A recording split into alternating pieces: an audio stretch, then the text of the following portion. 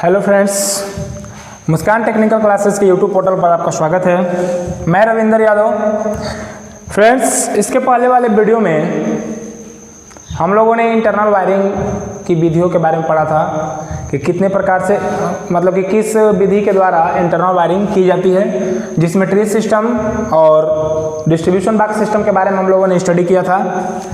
आज का जो हमारा टॉपिक है वो है टाइप्स ऑफ वायरिंग, यानी कि जो तार स्थापन किया जाता है, घरेलू तार स्थापन, वो कितने प्रकार का होता है, कितने प्रकार से किया जाता है, यानी किन किन तरीकों से हम इंटरनल वायरिंग को कर सकते हैं। तो आइए स्टार्ट करते हैं बताने के लिए कि आपको कितने प्रकार से वायरिंग की जाती है। इससे पहले कि फ्रेंड्स वीडियो स्टार्ट करें, अगर आप इस चैनल पर नए हैं तो इस चैनल को सब्सक्राइब कीजिए, अपने दोस्तों में शेयर कीजिए, और आपको अगर ये वीडियो अच्छा लगता है पूरा देखिएगा।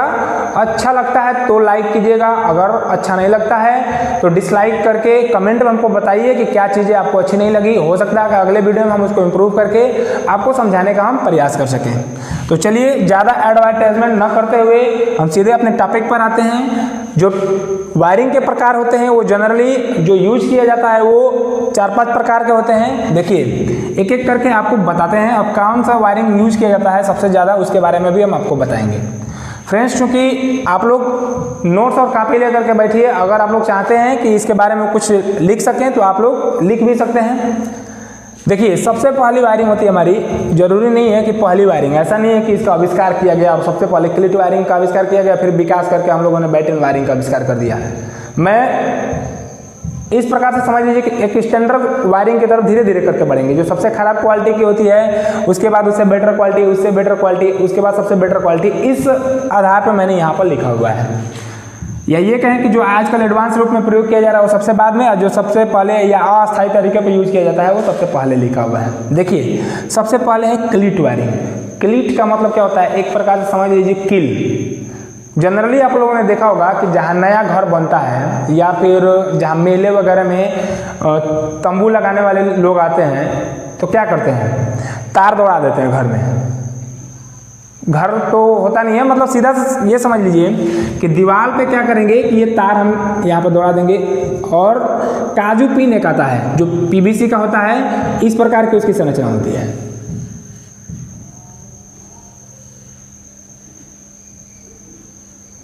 यहाँ पर कील ठोकने की व्यवस्था रहती है, यहाँ पर कील ठोका जाता है। इसको क्या करते हैं ना कि इसके अंदर से तार प्रवेश कराया जाता है, मतलब कि ये समझ लीजिए कि इसमें तार फंसा दिया जाएगा, ये वाली कील दीवार पे क्या कर दी जाएगी, ठोक दी जाएगी। तो इस प्रकार से ये क्या करता है, तार को सपोर्ट करके होल्ड करने का काम करता है। अब 30-30 सेंटीमीटर से लेकर के 45 सेंटीमीटर की दूरी तक क्या करते हैं, हम एक एक क्लिट लगाते चले जाते हैं।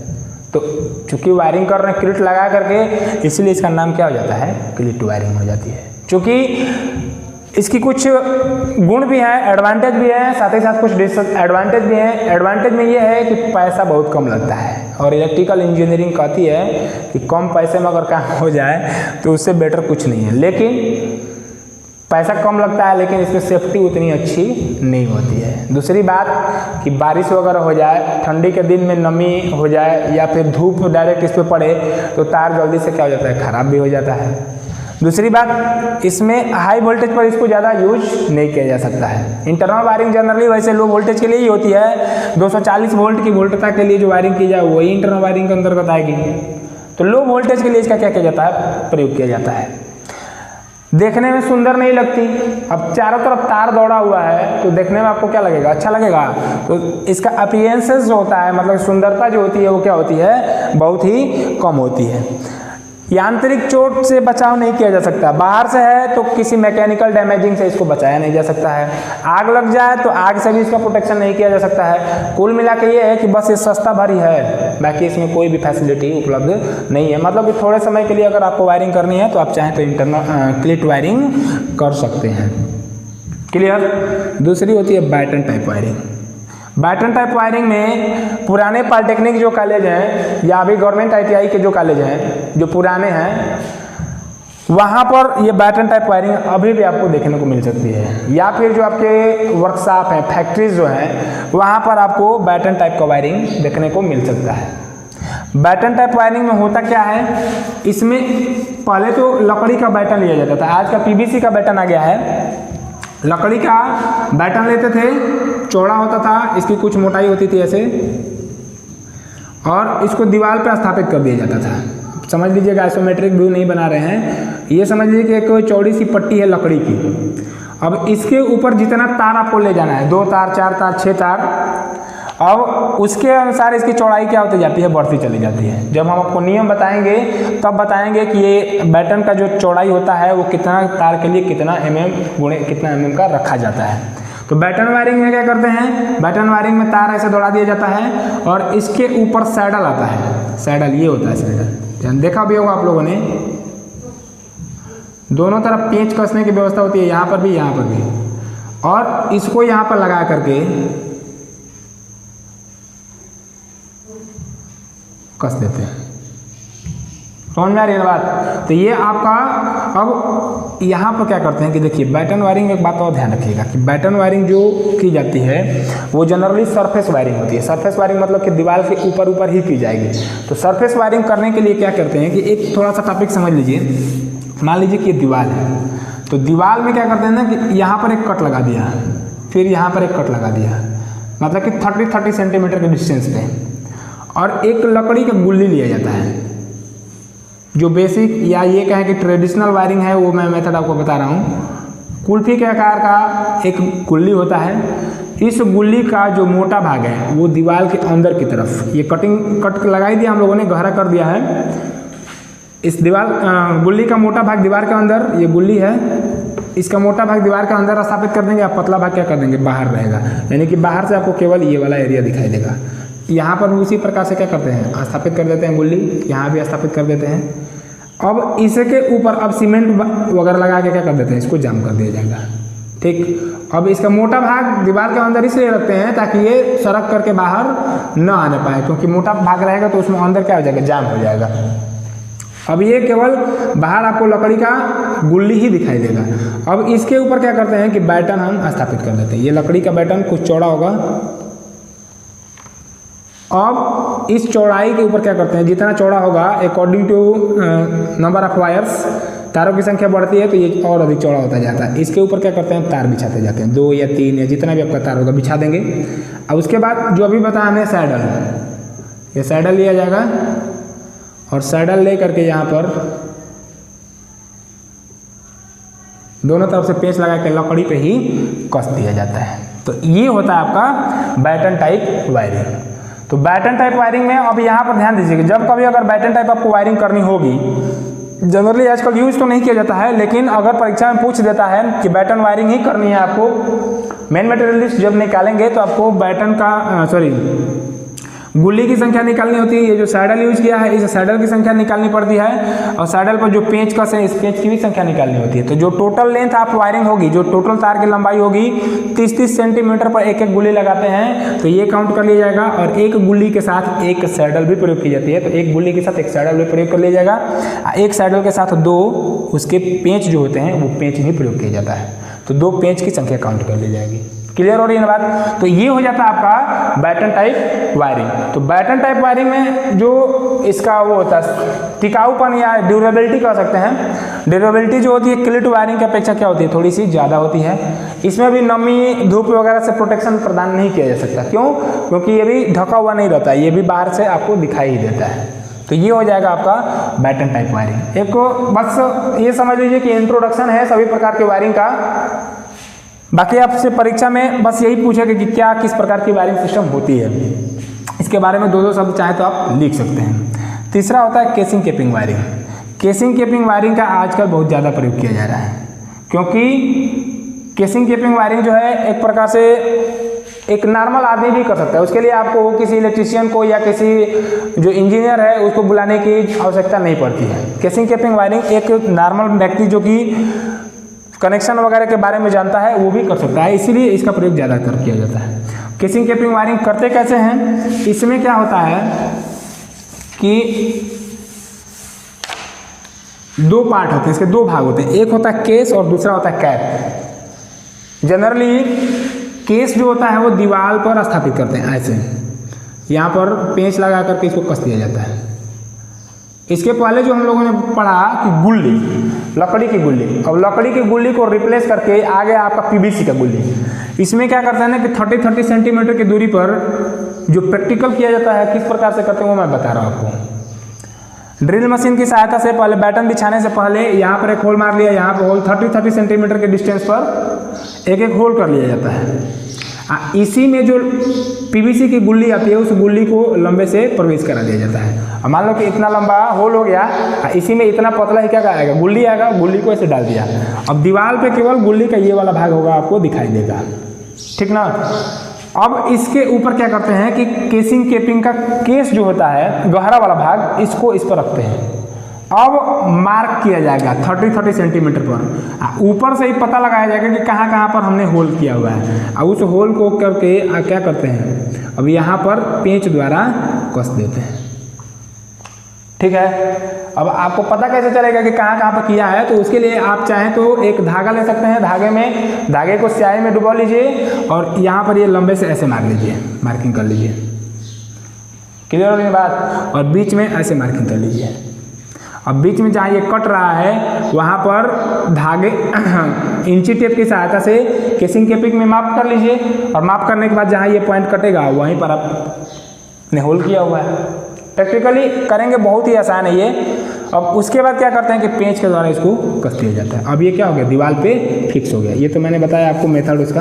अब ये जब दीवार पे फिक्स हो जाएगा तो अब इसके अंदर क्या करते हैं, तार बिछा देते हैं, 2 तार 3 तार, जितना भी तार आपको लेके जाना है बिछा दिया जाएगा।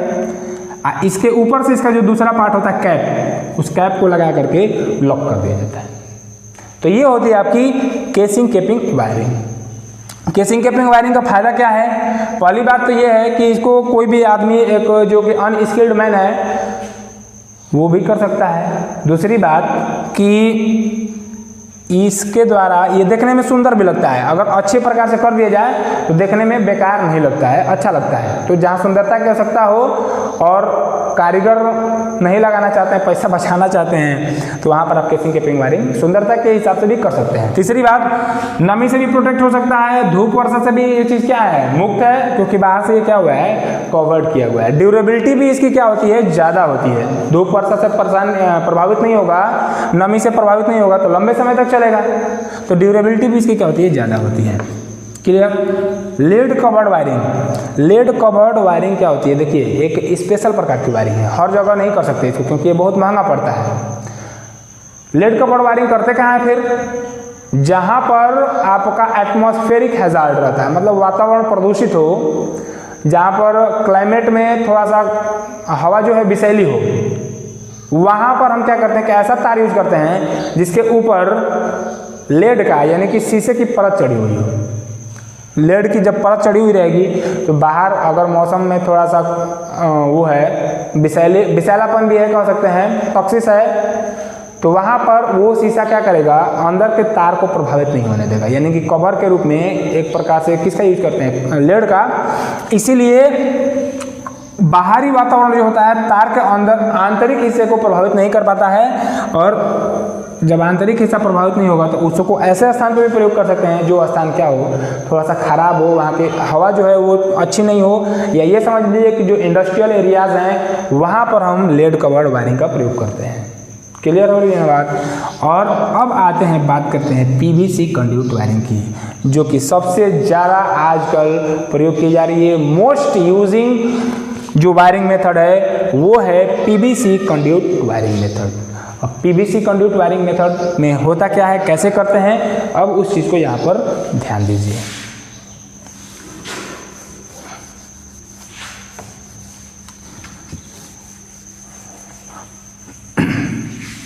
देखिए पीवीसी कंड्यूट वायरिंग में एक पीवीसी का पाइप लिया जाता है जिसका साइज तार की संख्या पर निर्भर करता है। 2 तार होगा, 4 तार होगा, 6 तार होगा, तो उसके हिसाब से एक समझ लीजिए कि इसका डायमीटर क्या होता जाएगा, ये ऐसे बढ़ता हुआ चला जाएगा।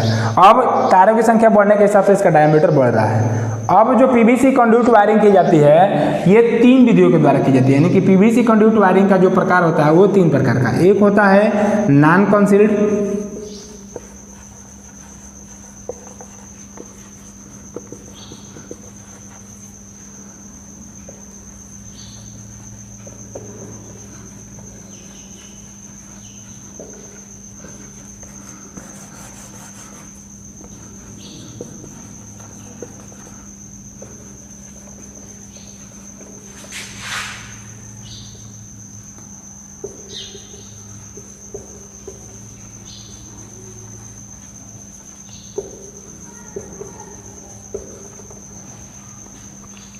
दूसरा होता, पहला होता है हमारा 3 विधियों के द्वारा करते हैं, नॉन कंसील्ड, सेमी कंसील्ड और फुली कंसील्ड।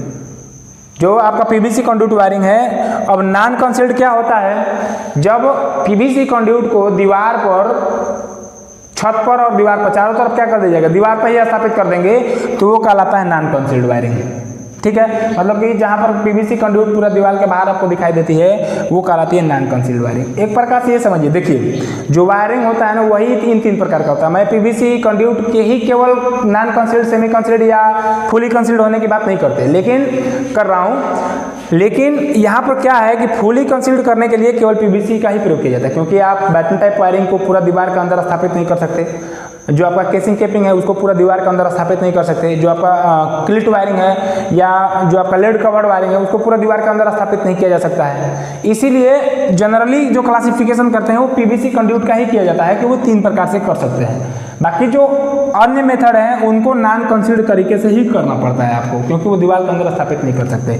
3 विधियां हैं, पहले समझ लीजिए। नॉन कंसील्ड जो जिसमें वायरिंग का क्षैतिज रन और वर्टिकल रन सारा का सारा क्या हो, आपका दीवार के बाहर हो, सरफेस पे हो, वो नॉन कंसील्ड वायरिंग कहलाती है। सेमी कंसील्ड वायरिंग जिसमें दीवार पर की रन जो होती है वो बाहर हो और छत के अंदर कर दिया जाए, मतलब कि छत पर का जो वायरिंग हो, सीलिंग की जो रन हो वो अंदर हो और जो दीवार पर किरण हो वो क्या हो, बाहर हो, वो कहलाता है सेमी कंसील्ड, मतलब अर्ध छिपी हुई है मतलब कि वायरिंग। और तीसरा होता है फुली कंसील्ड, जिसमें बाहर से आपको कुछ भी दिखाई नहीं देगा, सारा कंड्यूट, सारा तार, सब चीज़ क्या रहेगा, दीवार के अंदर रहेगा, वो कहलाता है आपका फुली कंसील्ड वायरिंग।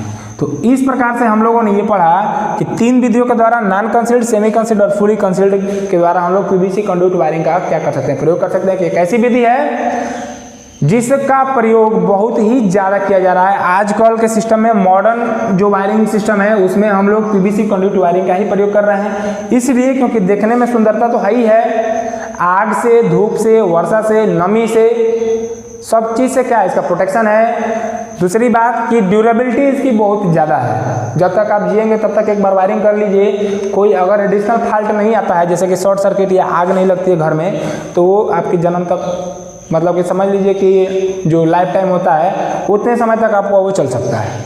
तो ड्यूरेबिलिटी ज़्यादा होने के कारण, लेकिन इसका एक सबसे बड़ा नुकसान ये है कि मनी इसमें बहुत ज़्यादा लगने वाला है, पैसा ज़्यादा लगता है। फिर भी आदमी क्या करता है कि एक बार पैसा लगा के महंगा रोए सस्ता रोए बार बार और महंगा रोए एक बार, तो एक ही बार रो लीजिए, लेकिन ऐसा वायरिंग कर दीजिए कि फिर बार बार जा कर के आपको रोना न पड़े। पता चले कि बगल में जाकर देख रहे हैं कि हमारा वायरिंग तो खराब नहीं हो गया है, बगल में लाइन आई हुई है, हमारे में क्यों नहीं आई है। तो एक ही बार ऐसा वायरिंग कर दीजिए कि बिल्कुल एकदम आपका क्या रहे, सही रहे, कभी भी गड़बड़ ना हो।